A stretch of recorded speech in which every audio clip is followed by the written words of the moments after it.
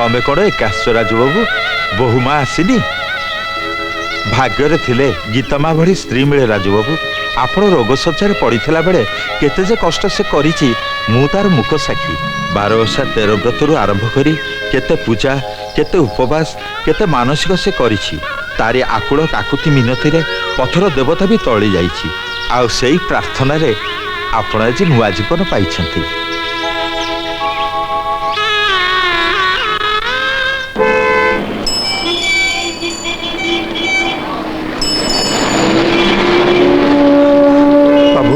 बाबू बाबू बाबू बाबू बाबू बाबू तमर धर्म हम बाबू ए गरीब को किसी दान कर बाबू ट्रक धक्का मो स्त्री पिठियाड़ भांगी जाइए से चली पारुनी पिठियाड़ भांगीगला बोली एमती पिठे बोई बुलिया अपेक्षा कोड़ी शुआई दे भिक मागुना केड़े सहजरे कहीदेल बाबू एति 10 दिगपाला अग्नि को साक्षी रखी 7 जन्म को सांक ही रहीबु बोली मु शपथ करछि बाबू आज ता पिठियाड़ भांगी गला बोली ताको कौन मुझे एटी सेठी फोपाड़ी देवी आमर जदि एमती हम आम स्त्री कौन आमको फोपाड़ी दब। अरे बाबा क्या डायलॉग मारिस मो भिकारी भाई ये विदेशी पड़ुआ बाबू कटू आम देशी भिकारी तो बहुत बुद्धिया आपण को नुह बाबू एमती कौ कहीदेलु ना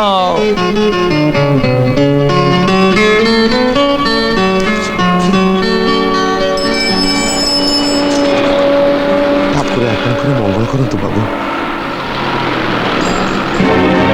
12 ओषा 13 व्रत आरंभ करी केते पूजा केते उपवास केते मानसिक से करिछि तारी आकुल काकुति मिनती रे पथर देवता भी तली जाइछि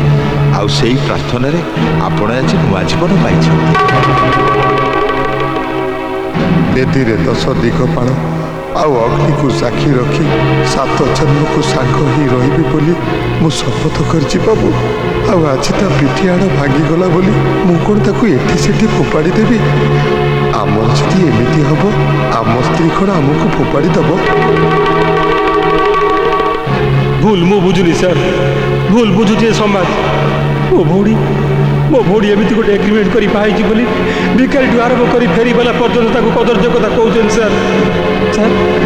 मु आपण को कोड़ धरछि सर मो गीता पाक आपण घर को फेरी आणतु प्लीज सर ता प्रति अन्याय करतु सर मो गीता पाक घर को फेरी आणतु प्लीज।